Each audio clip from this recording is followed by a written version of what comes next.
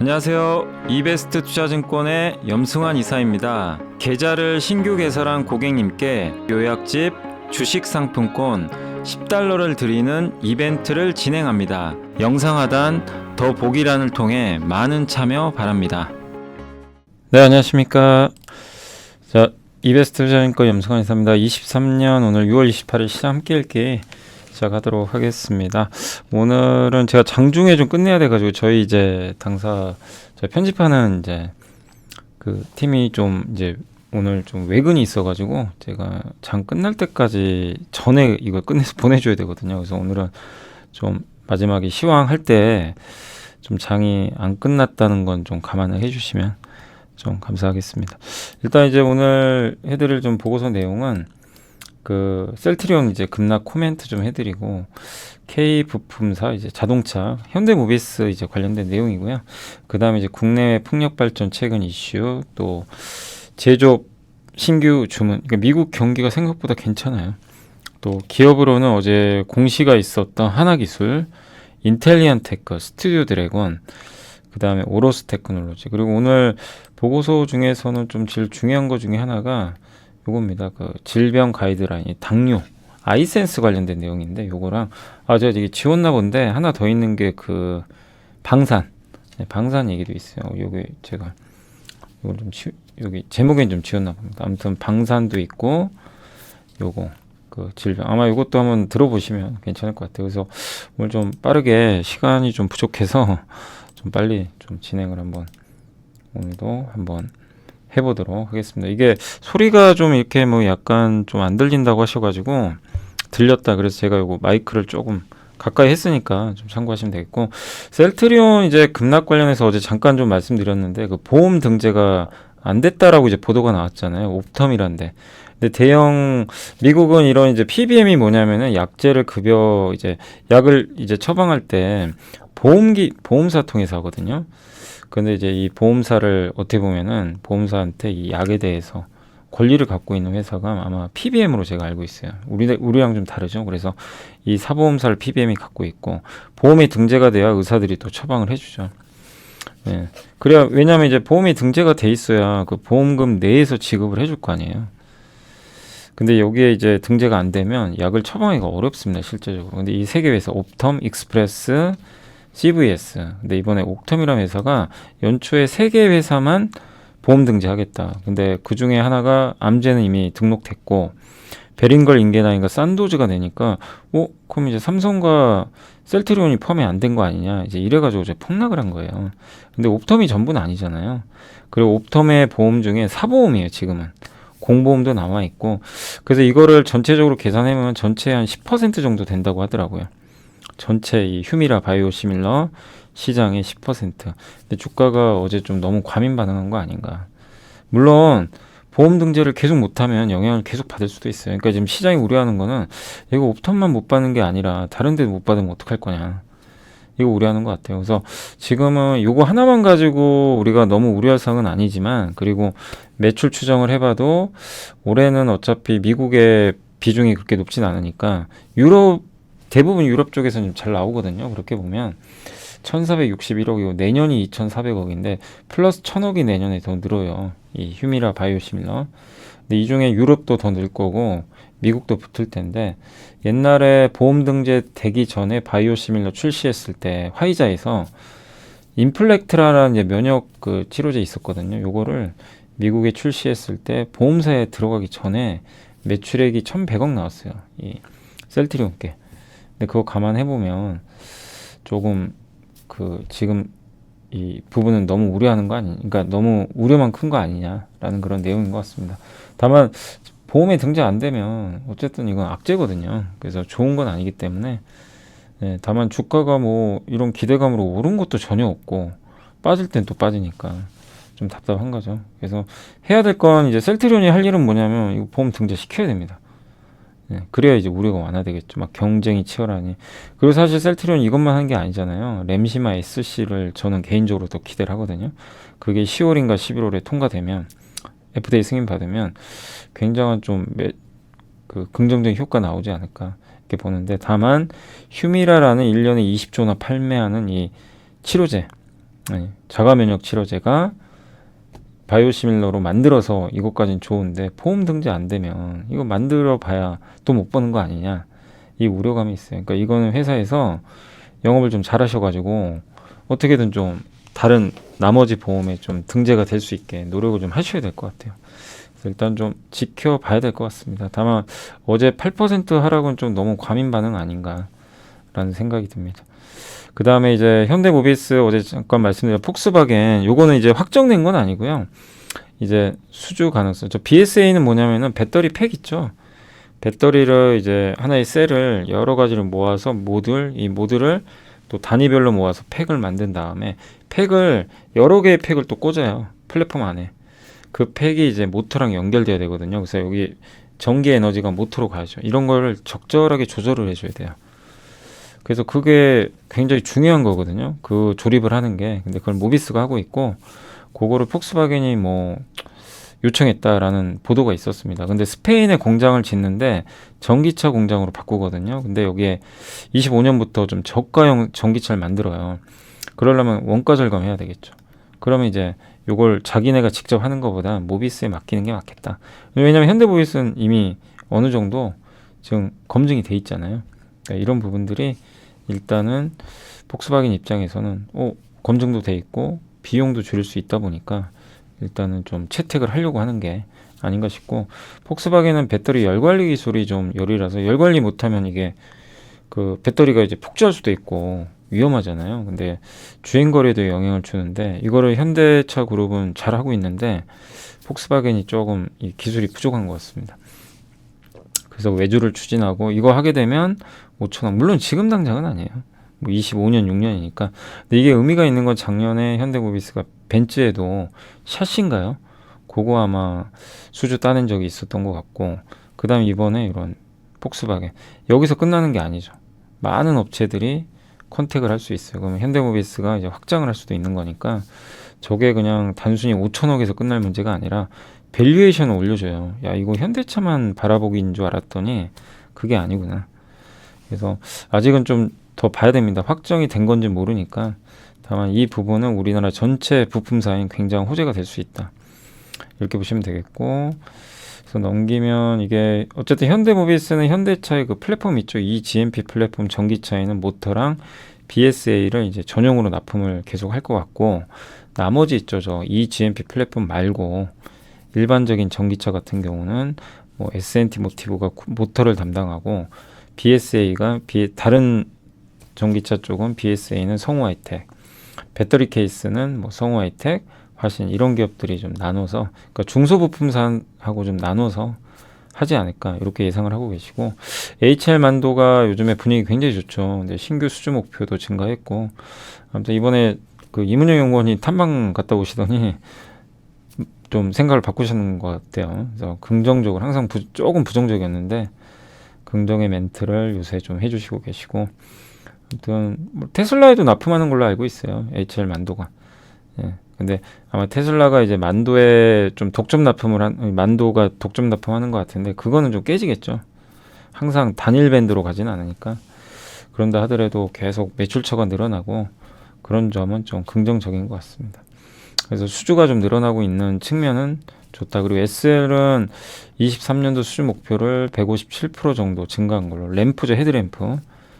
그 다음 성우하이텍은 GM 쪽에 배터리 케이스 있죠. 요거 납품을 합니다. 멕시코 공장에서 GM. 그러니까 GM 쪽을 이제 뚫게 되면서 현대차 의존도를 좀 벗어날 수도 있겠죠. 예. 그래서 이 부분도 호재가 좀 될 것 같고요. 그러니까 원래 북미 전기차 업체는 단일 부품사 유지를 했는데 요거 이제 이원하겠다는 거죠. 여기에 성우하이텍이 들어가서 다만 이제 주가는 좀 올랐습니다. 최근에. 화신은 이제 북미 업체 전기차 배터리 케이스 이것도 좀 수주를 기대한다. 근데 이건 이제 예상이니까 조금 더 우리가 상황을 살펴봐야 되겠습니다.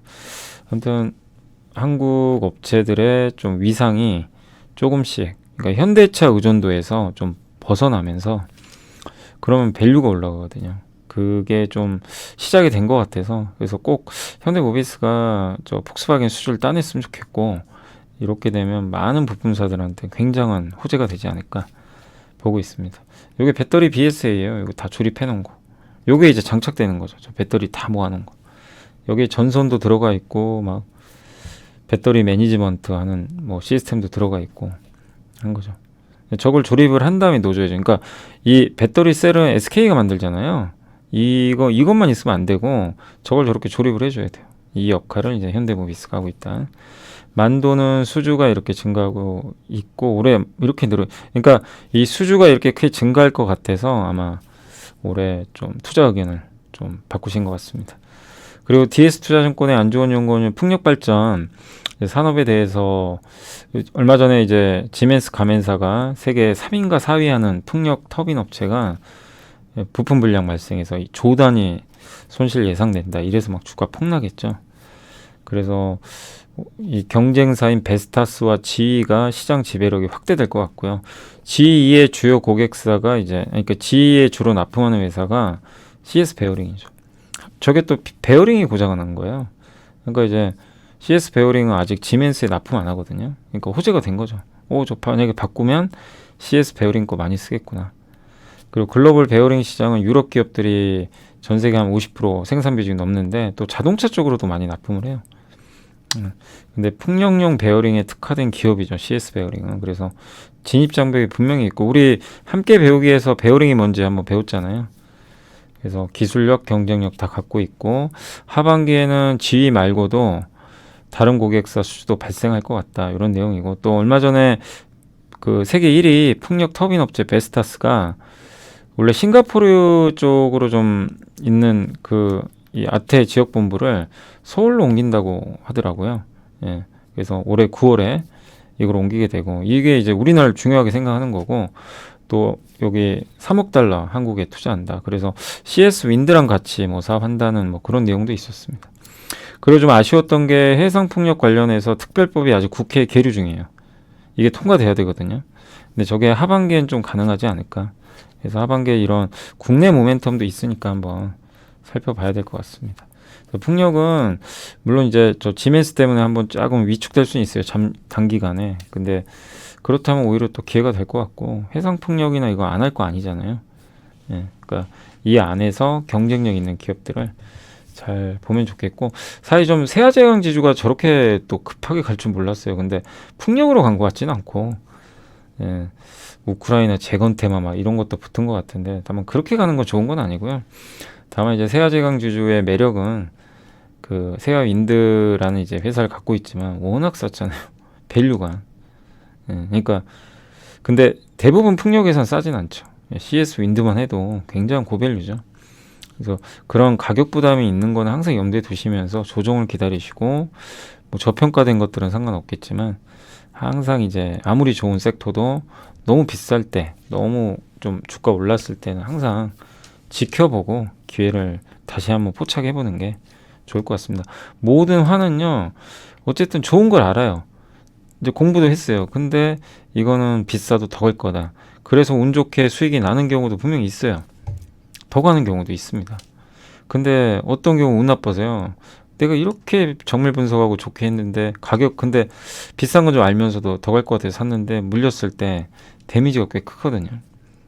일단 비싸게는 안 사셔야 돼요. 어쨌든 그래서 그거를 항상 고민하시고 물론 어느 정도 오른 거냐 뭐 상관없겠죠. 조금 오른 거예요. 근데 이제 몇 배씩 막 이렇게 갑자기 오르거나 그런 경우 그러니까 최근에 그 제일 많이 올랐던 섹터 중에 하나가 루닛 같은 거죠. 루닛이나 우리 공부했던 거 중에 잠시나마 보고서 봤던 거 중에 루닛하고 저도 이제 루닛 한번 읽어보고 굉장히 매력 있는 걸 느꼈는데 가치 분석이 안 돼요.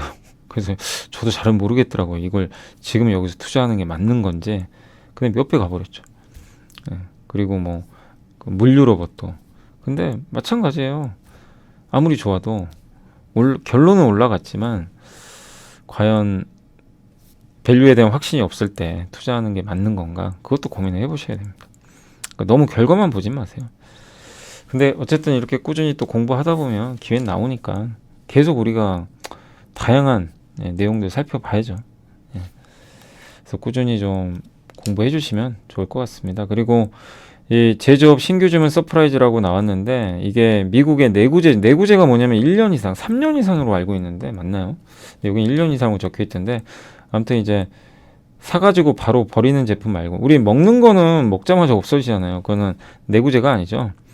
근데 이번에 내구재 주문이 서프라이즈하게 나왔어요. 전월 대비해서 1.7, 예상은 마이너스거든요. 자본재는 뭐냐면은 내구재 중에서 그 우리 소비자한테 파는 거 말죠. 자동차는 뭐예요? 내구재죠. 5년 이상 타니까 최소. 근데 내구재인데 누구한테 팔아요? 소비자. 그래서 저건 자본재가 아니에요. 근데 반도체도 몇 년 쓰잖아요. 그죠? 최소 1년 이상은 쓰죠. 사고 1년 후에 바꿉니까? 바로? 많지는 않죠. 근데 반도체는 어디다 팔아요? 여러분한테 파는 게 아니잖아요. 기업 대상으로 팔죠. 그래서 그걸 자본재라고 합니다. 어떤 건지 좀 이해되시죠? 그래서 1년 이상 사용하는 재화를 내구재라고 하는데, 자동차, 기계 이런 것, 자동차는 소비자, 기계 이런 거는 저기 기업들. 그래서 자본재는 그거예요. 소비가 아닌 산업, 기계 같은 거, 요걸 나타냅니다. 그래서 반도체, 기계, 조선, 상사, 운송 여기가 포함되는 건데, 투자 관련 경기 민감주들을 의미하고요. 이게 탈세계화로 인해서 지금 글로벌 설비 투자가 엄청나게 활발하잖아요. 근데 미국은 지금 공장 건설이 어마어마합니다. 그러니까 자본재 주문이 늘 수밖에 없죠. 그러니까 이런 게 지금 실제로 나온 거예요. 이번 수치에.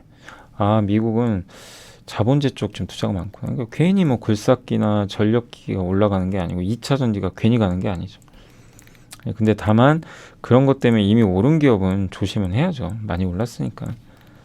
또 그런 거 중에 못 오른 게 있다면 또 고민을 해봐야 되는 거고. 근데 어쨌든 미국 자본재 신규 주문이 이렇게 돌릴 때 주가가 많이 올랐대요. 실제 작년 12월이 바닥이었어요. 근데 지금 실제 주가 올라가고 있잖아요. 그죠? 35% 올랐대요. 그럼 35%면 지금 코스피가 2650 기준으로 한 20% 정도 올랐거든요. 그러니까 2800까지 간다는 얘기예요. 저 놀리면 2800까지는. 그러면 맞는 거죠. 과거 수치를 대입을 해보면 꼭 그렇다는 게 아니라 그런 의미고, 또 미국에 지금 보세요. 공장 건설 어마어마합니다. 근데 다만 연준의 기준금리 인하 기대감은 사라졌기 때문에 요거는 약간의 악재가 될 수 있다. 단기 조정, 빌미, 그 정도로 좀 생각하시면 좋겠고, 어쨌든 미국의 자본재 수요는 늘어난다.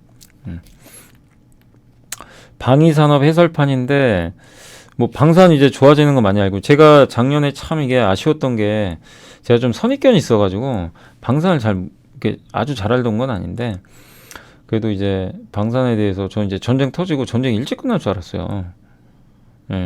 근데 그렇게 오래 걸릴 줄은 저도 생각도 못했고, 폴란드 그때 수출하고 나서는 이제 뭐 약간의 조정 나오지 않을까 봤는데, 그러니까 저도 이제 방산에 대해서는 이제 피드백을 하는 거죠. 그랬다가 이제 저도 이제 올해부터는 굉장히 좀 긍정적으로 보고 있거든요. 그래서 관련 지금 산업도 굉장히 공부하고 있고, 아직은 끝났다고 생각을 안 해요. 그래서 방산도 꾸준히 공부하고 있는데, 결론은 좋아질 수밖에 없는 분위기예요, 사실. 방산도. 우리나라는 원래 수출 국가가 아닌데 작년에 폴란드에 대규모 수출을 해버렸죠. K2 전차 뭐 이런 것들. 여기서 수출한 거면 거의 한 17조 정도 됩니다. 수출 성장률 1위 했고요. 방산 수출 점유율이 2.4인데 9위거든요. 근데 지금 정부는 5%대까지 2배 늘리겠어. 4위까지 가겠다. 그러니까 계속 좀 밀어주겠다는 거죠. 폴란드 수출은 정부가 금융 지원한다는 얘기예요. 왜냐하면 저 무기는 비싸기 때문에 폴란드도 우리나라에 금융 지원 받아요. 자기네가 돈이 없기 때문에. 이건 정부가 좀 약간 도와줘야 되는 거죠. 그러니까 이제 되는 거죠. 그리고 폴란드 수출이 일회성은 아니잖아요. 그리고 옛날에는 그냥 한 번 팔면 끝났어요. 그게 아니고 이제 패키지 형태로 같이 공동 제작도 해주고 로열티도 받고, 또 무기 수출한 다음에 정비까지 다 해줘야 돼요. 여기서 나오는 매출이 어마어마합니다. 그러니까 이 폴란드가 이게 끝이 아니라 이제 시작이다. 뭔가 물꼬가 텄다.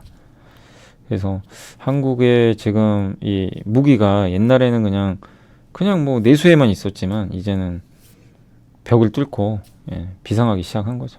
이 지금 지정학적 위기 때문에. 또 러시아가 우크라이나 침공하면서 외교 정책을 이제 서방을 적으로 규정하고 있죠. 미국을 거의 찍은 것 같고, 유럽은 이제 비상 걸린 거죠. 그래서 폴란드가 오죽하면 샀겠습니까? 급하게. 한국 거 선택한 이유가 있어요. 한국이 저 무기를 금방 만들어줘요. 지금 독일이 어떻게 보면 무기 최강국이잖아요. 아시겠지만. 근데 독일은 이제 전쟁 국가도 아니고 하다 보니까 무기 생산 속도가 되게 느려요. 그리고 유럽은 국방비를 계속 줄였거든요. 이거 이제 다시 늘려야 되잖아요.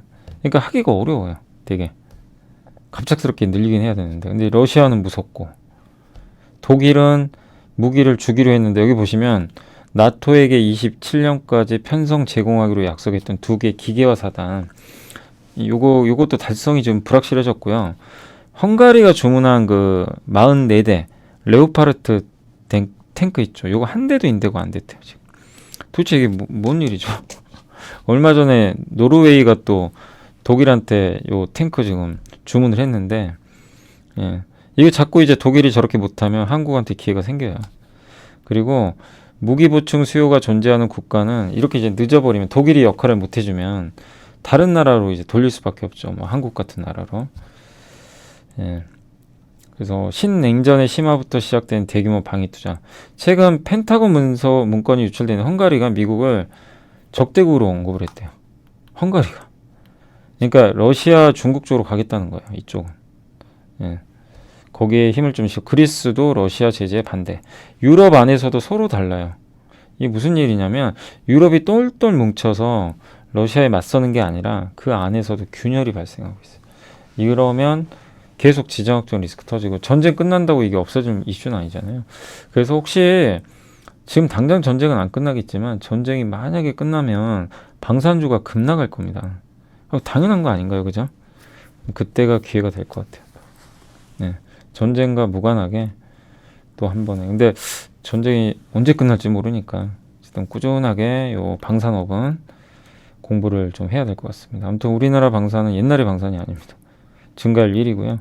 패키지 형태로 이렇게, 옛날에는 그냥 탄약 완제품 중심인데, 그 다음에 폴란드와 파트너십, 이렇게 맺었고, 폴란드가 이제 여기 수출을 하게 되면 다른 나라, 여기 러시아랑 맞댄 국가에도 수출이 가능하지 않을까 보고 있고요. 독일은 지금 장비 수급이 좀 부족하고, 우리나라는 지금 1000대 K2 전차 어마어마하죠. 노르웨이, 여기 레오파르트 독일인데 이거 몇 대 안 돼요. 그죠? 18대, 뭐 105대, 54대, 18대, 50대. 막대한 규모죠. 그리고 방위비 지출은 이제 이게 유럽 쪽인데 이제 시작된 거 아니냐, 이렇게 좀 보고 있는 것 같습니다. 자, 그리고 이제 하나기술 같은 경우는 신한투자증권의 심원영 정용진 연구원님이 이제 수주 대규모 났어요. 그래서 목표 주가 올렸고요. 다만 이제 올랐으니까 좀 지켜만 보시고, 네, 최근 신규, 그러니까 3년간 계약 이행 여부 내역이 없는 신규 고객사 같대요. 아시아 지역이라, 이 누군지 모르겠습니다. 아시아 지역이에요, 아시아. 우리 한국이면 한국이라고 했겠죠. 그러니까 아시아면 중국 아니면 일본인데, 그죠? 그래서 이미 양산성, 중국은 아닐 거예요. 중국은 자기네가 아니까. 일본이 아닐까 추정은 하는데 뭐 알 수는 없습니다. 비밀 유지 계약이라. 양산성 검증된 배터리 업체로 판단이 되고 있고, 이렇게 되면 수주 잔고가 3,800억까지. 단일 고객사 리스크가 좀 있었는데 이걸 좀 해지할 수 있다, 이런 내용이고, 노르웨이의 프레이어라는 이제 반고체 배터리 요 회사랑 파트너십 맺어가지고 주가 여기에 좀 연동이 됐는데, 이제 저 부분에 좀 벗어날 수 있는 거죠. 그리고 장비 경쟁력은 이제 지정학적 압력이 우선이다. 그러니까 중국은 중국 거 쓰고 막 이런 이제 자국 우선주의인데, 지금 얼마 전에 중국의 한캐가 SK랑 그 포드가 하는 블루오블 SK 있거든요. 여기 배터리 여기 수주를 따냈다고 하더라고요. 예. 그러니까 이제 중국 거를 쓴다는 거는 국적이 중요하지 않다고 좀 보는 거죠. 그러면 하나기술 같은 기업들한테도 또 다른 나라로 갈 수 있는 기회가 생긴 거죠. 예. 수주가 좀 이어지지 않을까. 다만 제가 밸류를 봤더니 싸지는 않습니다. PBR이 6.52배나 돼요. PER 말고. 그래서 좋은 주식은 아니죠. 좋은 기업인데 좋은 주식은 아니죠. 왜냐면 저 레벨이면 비싼 거죠. PBR이 6배가 넘으니까. 싼 건 아니기 때문에. 다만 모멘텀은 있기 때문에 지금 주가는 올라갔다. 그래서 좀 기다리자라는 말씀 드리고 싶고. 안녕하세요. 이베스트 투자증권의 염승환 이사입니다. 계좌를 신규 개설한 고객님께 요약집 주식 상품권 10달러를 드리는 이벤트를 진행합니다. 영상 하단 더 보기란을 통해 많은 참여 바랍니다. 유진투자증권의 정의훈 연구원님은 목표 주가 11만, 인텔리언테크 이제 유증 얼마 안 남았습니다. 그래서 이번 실적은 이제 예상치 부합할 것 같고, 특히 이제 가장 핵심 뭐냐면 아마존이 원래는 원앱이라는 영국 회사의 위성통신 안테나를 납품하잖아요. 인텔리언테크가. 근데 아마존이 하고 있는 카이퍼 프로젝트가 요거 이제 공급한다는, 그래서 아마 그 유상자 그 내용에 저게 들어가 있었던 것 같더라고요. 아마존이라고 명시는 안 돼 있는데 대부분 사람들이 저거 아마존이다. 예, 그렇게 다 찍었죠. 그래서 그 가능성이 높고, 그래서 게이트웨이 뭐냐면 위성 인터넷 전파를 딱 쏴주면 요걸 딱 쏘잖아요. 그러면 게이트웨이가 지구에서 받아요. 받아서 각 가정에 뿌려줍니다. 그러면 가정에서 이제 안테나를 통해서 또 받는 거죠. 가정이나 뭐 건물 같은데. 그래서 중간에 플랫폼 역할을 하는 거예요. 저 게이트웨이가. 이제 그거를 이제 공급을 할 걸로 지금 예상하고 있습니다.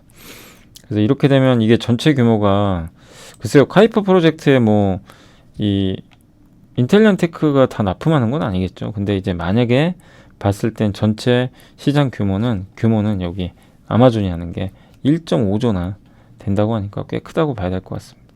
전 세계. 예, 아마존 말고 다 합쳐서 전 세계 게이트웨이 사이트 합치면 한 최대 2조 원까지 시장 열린다. 이렇게 보시면 되겠고, 그래서 유상증자 청약 예정일이 7월 5일과 6일이고요. 아직 발행 예정가 안 나왔어요. 6월 30일 날 저 유증 가격이 최종 결정됩니다. 지금 가격은 58,300원이에요. 그러니까 현재가는 71,000원 정도 되는데 지금 예상되는 유상자 가격은 58,300원인데 지금 30일 날 내일 모레 최종 결정이 납니다. 그래서 아무튼 7월 5일과 6일 날 청약하니까 주주분들 한번 청약해 보시면 어떨까 말씀드리고 싶고, 스튜디오 드래곤은 대신에 김희재 연구원님이 목표 주가 11만원. 최근에 횡령하고 뭐 아무튼 CJ그룹이 너무나 지금 요새 안 좋습니다. 어수선하고 분위기가 정말 안 좋아요. 뭐 횡령, 근데 이거는 뭐 외부에서 찌른 게 아니라 내부에서 감사하다가 발견된 것 같더라고요. 예, 그래서 아무튼 이 CGV 또 유증도 하고 막 여러 가지 문제들이 좀 생겼는데, 예, 아무튼 횡령은 회사 관리 시스템 부재라는 뭐 악재지만 금액은 그렇게 크지 않다고 합니다. 실적에 그렇게 큰 영향 안 준다고 하니까 그렇게 오래갈 악재는 아닌 것 같고요. 대표이사 사임하는 것도 임기가 거의 다 돼간대요. 그래서 이 부분도 큰 영향 안 줄 것 같고, 다만 이제 CJCGV가 유증하면서 미래 사업 하겠다고 밝힌 것 중에 컨텐츠 역량 강화한다는 게 들어갔는데, 그러다 보니까 이거 스튜디오 드래곤의 영역을 침범하나? 예, 밀고 들어오나 이제 이런 우려가 있었는데, 다만 공연이나 스포츠인데 스튜디오 드래곤은 드라마 위주잖아요. 그래서 영향은 크지 않을 걸로, 겹치지 않는다. 그리고 콘텐츠 본업은 여전히 좋거든요. 그죠? 잘하고 있어요. 드라마 제작도 유리한 조건으로 계약을 맺은 것 같고, 넷플릭스랑 또 오리지널 리쿰률, 이게 돌려받는 비용이죠. 마진이라고 보시면 되겠는데, 이게 내년부터 상승 효과 발생하고, 디즈니 플러스와도 컨텐츠 협업 공식화 해서 넷플릭스와 유사한 수준으로 아마 보고 있는 것 같고요. 또 원래 연간 한 8편 정도 공급을 했는데 11편 이상 동시방영 컨텐츠 공급을 할 걸로 봅니다. 미국에서 만든 드라마 더 빅도 프라이즈도 성과가 좋아가지고 시즌2 제작 진행 중이고요. 인센티브도 받는다고 합니다. 그러니까 기본적으로 드라마는 잘하고 있어요. 다만 경기 침체 우려로 CJ ENM이 광고가 줄어드니까 이거 드라마 제작 환경 안 좋아지는 거 아니냐. 또 CJ 그룹만의 이런 어수선한 분위기. 그래서 신저가로 지금 내려갔는데 오히려 좀 기회가 아닌가라고 보고 있는 것 같습니다. 실적 이렇게 개선되고 있고요. 예, 계약 마진도 이렇게 올라가고, 검은색 영업이익률 올라가죠. 그리고 여러 가지 매출처가 다변화돼 있어요. 하나만 있는 건 아니에요. 매출이 이렇게 늘었죠. 뭐 넷플릭스, 티빙, ENM, 뭐 다른 기타 디즈니, 예, 아마존, 예, 또 애플까지 납품을 하니까, 또 작품단 제작 규모가 이렇게 회차당 매출이 이렇게 늘었습니다. 근데 주가는 역주행하고 있으니 좀 답답한 거죠. 그래서 이게 시간이 지나야 해결될 문제 같아요. 이런 부분 조금 진정되려면. 다만 저평가고 하니까 지금은 조금 잘 이겨내시면 좋겠고요. 오로스 테크놀로지는 이제 하나증권의 변은재 김덕호 연구원님이 적어주셨는데, 오버레이 계측 장비라고 있어요. 이게 이제 뭐냐면 웨이퍼 있죠, 웨이퍼. 예, 웨이퍼 이제 전공정 에서 노관 공정이죠. 빚을 쐬는 공정. 거기서 이 어떻게 보면 이제 이게 얼마나 정렬이 잘 됐는지를 이 각 층들이 정렬이 잘 됐는지를 검사하는 장비예요. 네. 근데 이 회사 주가가 갑자기 날아갔습니다. 왜 그럴까요? 요것 때문입니다. TSV. 뭔지 아시죠? HBM은 TSV가 밑에다가 D램에 구멍 뚫어가지고 1024개 구멍 뚫어서 연결하는 거죠. 수직으로. 그거죠. 그래서 그 TSV 공정에서 하부 패턴과 범프로 연결하거든요. 이 동그란 공. 요거에 이게 제대로 정렬됐는지 크기가 적당한지를 측정한대요. 옛날에 이 납품한 이력이 있었는데 시장이 그땐 작았죠. 근데 이번에 HBM에 대한 관심, 또 삼성전자가 얼마 전에 HBM에 진심이다, 적극 투자하겠다, 이런 것들이 오로스테크의 호재로 작용하는 것 같아요. 그리고 미국의 대중국 제재 때문에 경쟁사가 KLA거든요. 미국이. 이 회사가 지금 판매가 좀 어렵겠죠. 중국에. 그래서 그 대체제 역할을 좀 할 것 같고, 25년도니까 좀 시간 남았습니다. 쓰임필름 장비라고 하는데 이게 주력 제품인 12인치 오버레이 장비는 노관 공정에만 사용되는데 이건 다양한 공정에. 쓰임필름 이제 장비 같은 경우는 웨이퍼의 그 두께 있죠. 그거 측정하는 장비예요. 그래서 시장 규모가 꽤 큰 편이다 라고 말씀드리겠습니다. 아무튼 HBM 관련 TSV 공정 적용에 따른 성장 기대감으로 주가가 급하게 올라갔고, 삼성이 투자 확대한다. 여기 그리고 TSV에선 범프와 하부 패턴이 잘 정렬되어 있는지를 확인할 수 있다. 그래서 그걸 제가 이 HBM 공부했잖아요. 옛날에 그 자료로 그냥 한 번 더 설명해 드리면, 그 어디 갔나? 요거 있죠. 예. 그래서 여기 보시면 요게 HBM이잖아요. 예, 요게 인터포죠. 요게 기판 이렇게 돼 있고, 얘랑 얘를 인터포저로 연결하는데 여기 그 보면 HBM 있죠. 여기 TSV가 구멍 뚫는 거, 이렇게 구멍 뚫어서 연결하는 거. 여기 있죠. 여기 딱 막대기 있죠. 빨간색. 근데 저 구멍 뚫어가지고 저걸 범프로 연결하거든요. 그 중간에 미세한 여기에요. 우리가 안 보이는 약간 이제 범프가, 이게 범프예요. 이런 게 빨간 거. 근데 여기 이제 안 보이는 거죠. 그게 제대로 크기가 맞는지, 제대로 돼 있는지, 정렬이 잘 돼 있는지 그걸 검사하는 장비. 그게 이제 TSV에 들어가는 장비입니다. 요거를 이제 그 삼성이 또 이쪽에 대한 투자를 하니까 수혜 받지 않겠냐. 그래서 이제 오로스가 급등했다. 그리고 FST 아시죠? FST인가, 그 EUV 우리 한번 함께 배우기 공부했던 그 자회사입니다. 그래서 거기 또 자회사기도 하고. 그래서 한번 공부를 해보시면 또 새로운 HBM 관련주로 아무튼 지금 갑자기 급부상했다, 이렇게 보시면 되겠고, 자, 오늘 마지막으로 이제 당뇨병 한번 공부해 보겠습니다. 이것도 저도 한번 이제 이거 보면서 공부했거든요. 당뇨는 전 세계 네 번째. 참 이제 이런 생각 드시죠. 야, 우리가 뭐 이런 주식 투자하는데 이제 당뇨병까지 알아야 되냐, 막 이럴 수도 있어요. 그러니까 잘 모르는 분야이기도 하니까. 근데 중요해요. 예, 그러니까 특히 헬스케어 하시는 분들은, 그리고 또 이 방송 보시는 분들 중에 당뇨로 고생하시는 분들 분명히 계실 거고, 당뇨가 상당히 좀 위험한 병이잖아요. 전 세계에서 사망자가 네 번째로 많고, 항상 이제 우리가 나이가 들면 걱정하는 병 중에 하나죠. 예, 관리하기도 쉽지가 않고. 근데 어쨌든 선천성 당뇨는 태어나면서부터 인슐린이 이제 분비가 안 되는 거죠. 결핍돼 가지고. 후천성은 이제 인슐린 분비가 이제 나중에 어떤 문제 때문에 안 되는 거. 대부분 2형 당뇨가 많아요. 후천성. 미국 기준으로 3,730만 명이고 전체 인구의 무려 17%가 넘어요.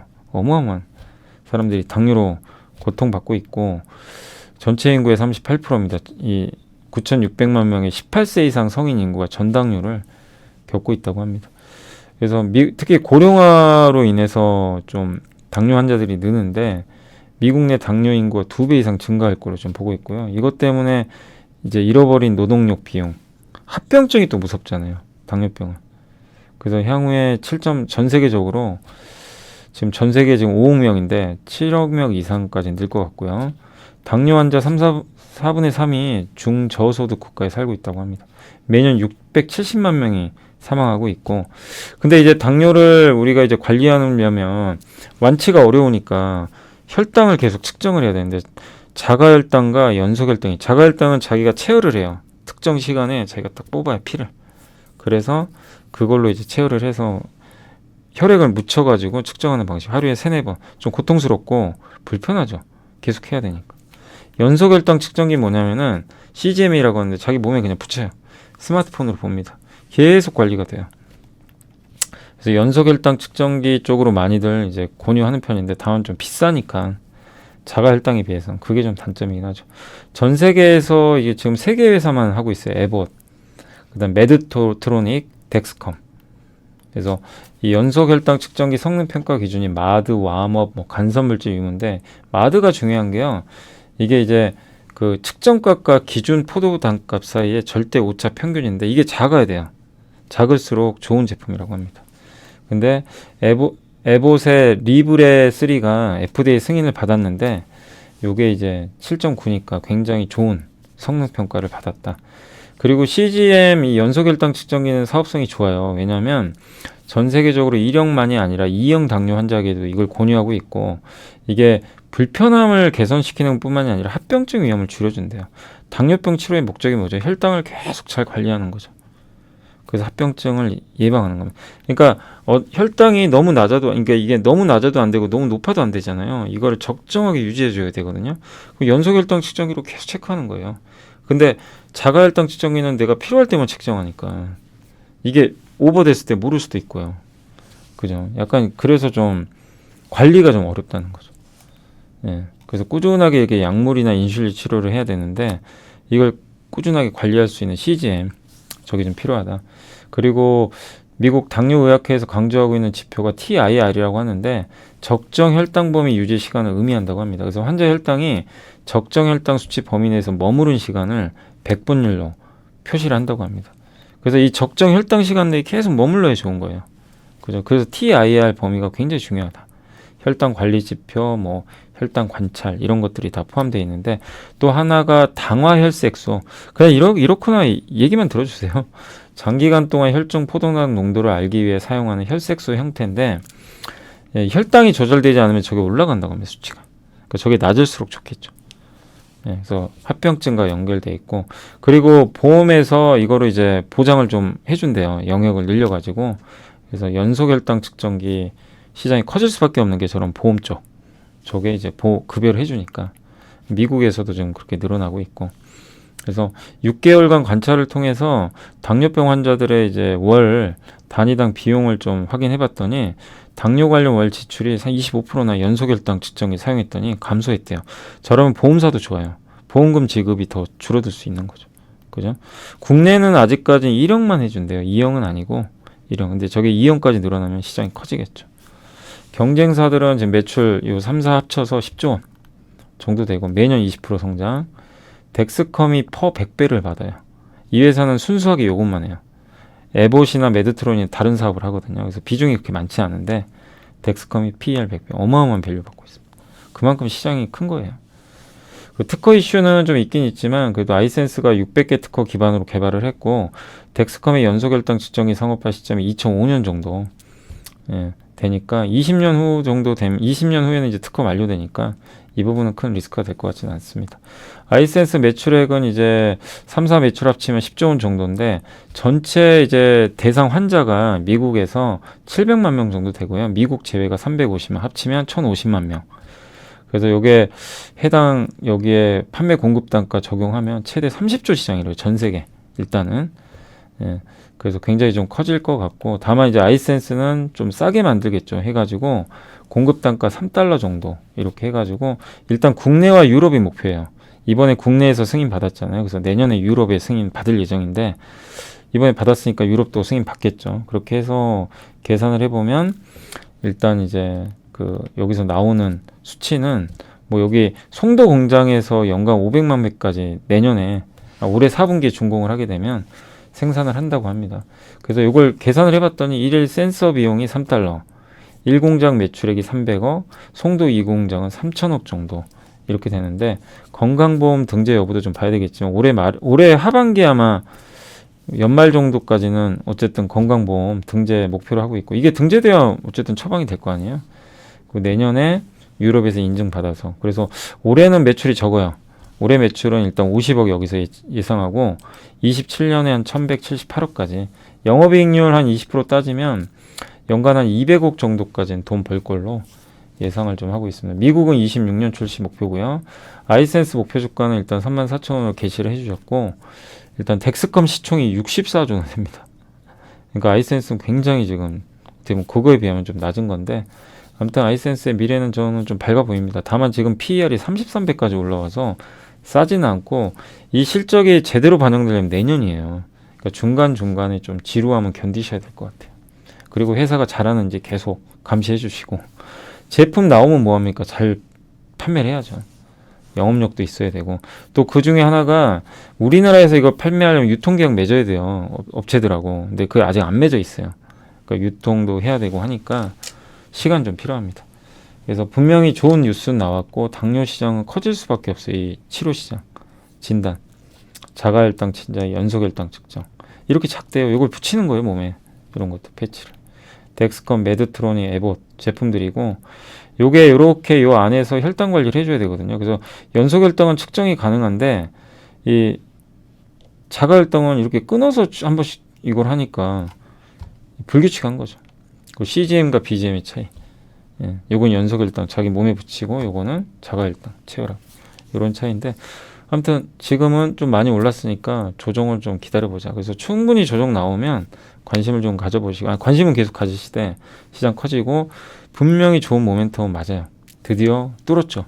뚫었다는 측면에서 긍정적이지만, 다만 우리가 생각을 해야 될 건, 이걸 하는 것까지는 좋은데 주가가 이걸 좀 선반영해가지고 좀 올라왔고, 이제 매출은 내년부터 본격화돼요. 그러니까 여기에 공백 상태를 여러분이 좀 잘 생각하셔가지고 좀 기다리자. 뭐 보유하신 분들이 괜찮지만 신규 접근은 저는 또 기회가 오지 않을까. 그래서 한번 공부해 주시고 하시면 좋겠습니다. 제가 오늘 좀 시간이 없어서 마지막은 조금 빨리 해버렸고, 그 다음에 이제 어제 공시가 좀 있었는데, 하나기술, 솔루엠은 토지 건물 취득한 게 어제 좀 있었고요. 그 하나기술 어제 그 턴키 장비 수주 있었고, 6월 26일 날 현대건설 요거 수주 있었고, LIG 넥스원이 유도탄 2개 이게 따는 게 있어요. 수주. 동성화인텍이 LNG 운반선 무려 100%짜리입니다. 매출 대비.